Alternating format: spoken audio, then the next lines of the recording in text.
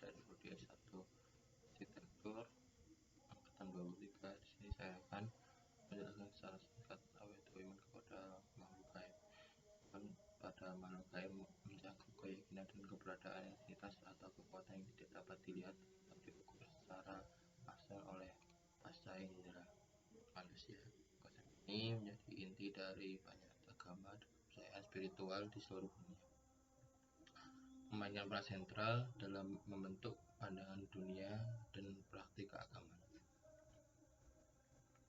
Dalam konteks agama-agama monoteistik seperti Islam, Kristen, dan Yahudi, iman kepada makhluk gaib sering sekali terkait dengan keyakinan kepada keberadaan Tuhan dan malaikat. Dalam Islam, iman kepada makhluk gaib termasuk malaikat adalah salah satu dari 6 rukun iman yang harus diyakini di setiap muslim. Malaikat dianggap sebagai makhluk yang tidak terlihat oleh manusia, tapi memiliki peran penting dalam menjalankan kehendak Tuhan dan mengelola alam semesta. Dalam tradisi Kristen, malaikat memiliki peran yang signifikan.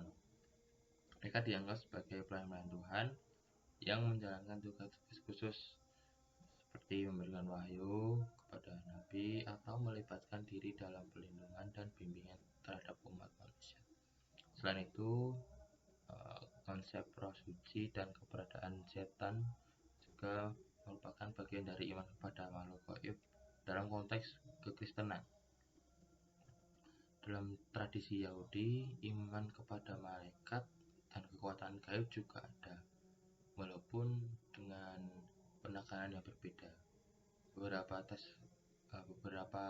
agama Yahudi menyebutkan keberadaan malaikat sebagai utusan Tuhan yang terlibat dalam pengarahan peristiwa sejarah dan membawa pesan ilahi kepada manusia.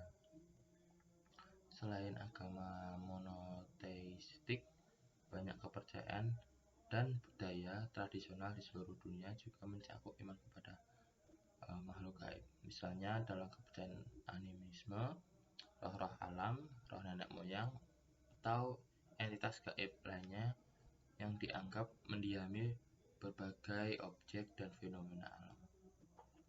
Orang-orang mengikuti kepercayaan ini mungkin melakukan ritual dan upacara untuk memuliakan atau memohon perlindungan dari makhluk-makhluk gaib tersebut.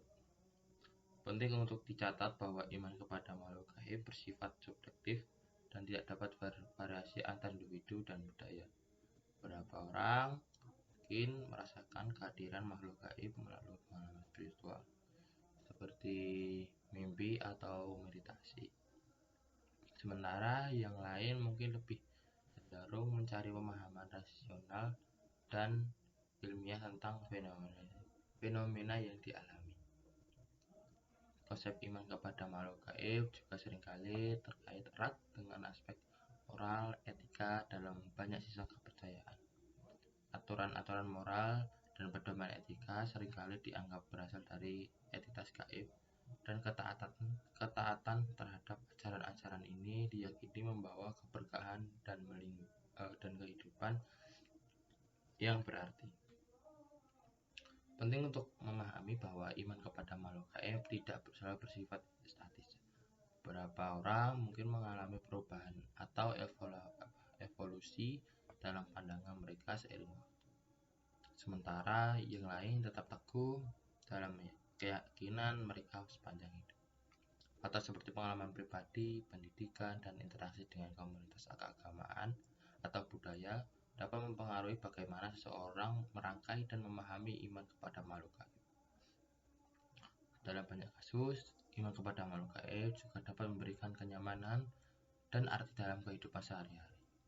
Keyakinan bahwa ada kekuatan yang lebih besar atau entitas yang mengawasi alam semesta dapat memberikan harapan dan ketenangan di tengah kesulitan atau ketidakpastian.